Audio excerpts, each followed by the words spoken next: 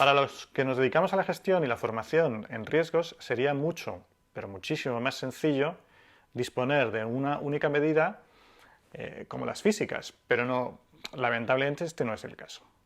Y aquí nos vuelve a surgir otra pregunta. Entonces, ¿qué es lo que hacemos? ¿Cómo podemos medir el riesgo si no existe una unidad de medida única?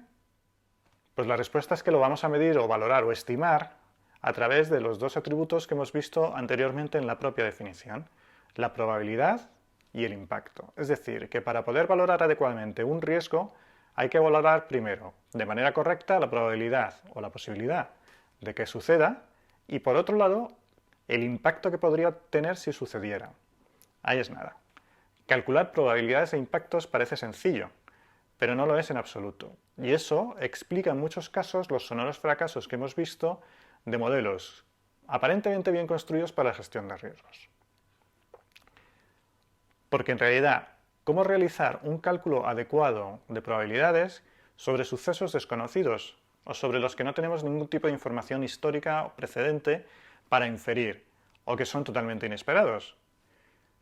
En este caso, cada vez es más importante, y yo creo que la tendencia debería ser cada vez más a tener en cuenta, no solo aquellos riesgos que son probables, que es en donde la gestión de riesgos se ha centrado históricamente, sino en preocuparse de aquellos riesgos que son posibles, y sobre todo en aquellos que, siendo posibles, puedan causar un mayor impacto no deseable.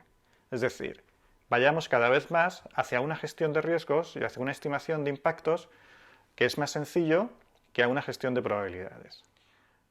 Por otro lado, también tienes que tener en cuenta que habrá riesgos y eventos de riesgo cuyo impacto es más difícil valorar y cuantificar. Por ejemplo, lógicamente todos aquellos relativos a la reputación de la compañía, o aquellos que, como veremos, generarán un efecto multiplicador o acumulativo o contagioso e impactarán en otras categorías de riesgo. El segundo atributo es que el riesgo es variable y evoluciona, y además lo hace en múltiples dimensiones, por lo que siempre hay que estar atento al entorno en el que nos estamos moviendo, para poder entender los riesgos concretos a los que estamos expuestos y cómo responder a los mismos. Nuestros cerebros tienen mecanismos automáticos de detección de riesgos y amenazas que eran útiles cuando las únicas respuestas posibles eran luchar o huir. En un entorno en el que el Homo sapiens no era el último eslabón de la cadena alimenticia, pues te puedes imaginar la ventaja evolutiva que suponía la capacidad cerebral de preparar nuestro cuerpo para la lucha o para la huida, adaptándolo a través de determinadas reacciones físicas, como por ejemplo el aumento de la frecuencia cardíaca, la liberación en el torrente sanguíneo de grandes cantidades de adrenalina, o la mejora de la oxigenación muscular, la agudización de los sentidos. Nos preparaba a través de estos cambios físicos rápidamente. Por increíble que te parezca, nuestro cerebro sigue teniendo los mismos mecanismos de respuesta y los dispara ante situaciones que aparentemente no son amenazas, aparentemente sí son amenazas, pero que evidentemente nada tienen que ver con las que vivíamos en la antigüedad. La respuesta ante situaciones de estrés es la misma que ante situaciones de lucha o huida.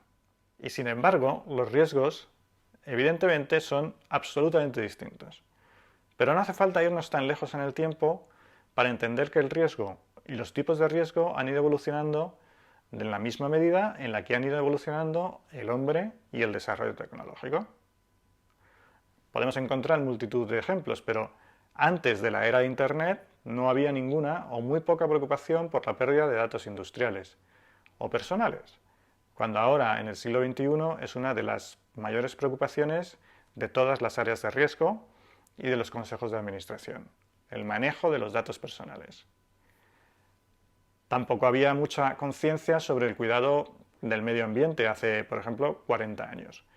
Ahora mismo todas las empresas tienen políticas y protocolos de actuación que están dirigidos a protegerlo en la medida de lo posible. Todo el mundo quiere ser verde y además, cada vez más, incluso todo el mundo quiere ser hasta azul. Igualmente, a la vez que han ido avanzando los derechos individuales, han ido apareciendo riesgos nuevos asociados a la protección de dichos derechos. Los derechos relacionados con la no discriminación de ningún tipo, los relacionados con los derechos de los trabajadores y los sindicatos, las políticas encaminadas a desarrollar y garantizar la igualdad son un buen ejemplo de todo esto, de estos cambios y de estas variaciones. Pero de igual modo, el riesgo evoluciona en la percepción de una empresa a lo largo de su trayectoria vital. El riesgo no será considerado de la misma manera en una empresa que está empezando que en una empresa consolidada en el sector, o que en otra que está en declive. Es decir, que el propio paso del tiempo influye también en la percepción que se tiene sobre el riesgo. Este atributo de la variabilidad del riesgo en el espacio-tiempo es muy importante, ya que en muchas ocasiones será necesario entender el contexto en el que se tomaron determinadas decisiones para entender bien cuál era el entorno de riesgos y cuáles eran las políticas de gestión que se utilizaban, y así de esta manera poder juzgar e interpretar adecuadamente las decisiones. El riesgo evoluciona también en función de dos variables muy importantes, que además debes tener en cuenta a la hora de juzgar y entender determinadas situaciones que te vas a encontrar. Y la primera de las variables es los propios objetivos de tu compañía o los tuyos propios. Profundizaremos en los capítulos siguientes sobre este tema, pero de momento debes entender que el riesgo debe estar siempre relacionado con la consecución de un objetivo y que, por tanto, al cambiar los objetivos, los riesgos, o por lo menos su valoración, deberían cambiar y deberían adaptarse, porque si no, no estaríamos siempre en consonancia. Y la segunda variable es el apetito de riesgo de la empresa o el tuyo propio, es decir, cuánto riesgo quieres asumir o estás dispuesto a asumir para la consecución de los objetivos. Y este apetito va cambiando a lo largo del tiempo, por lo que los riesgos y su valoración también lo harán. Te encontrarás en muchas ocasiones que determinadas actuaciones, que en su momento parecían tener sentido en el ámbito de la empresa, juzgadas a la luz del entorno actual, no parecen ser las más adecuadas o la mejor opción.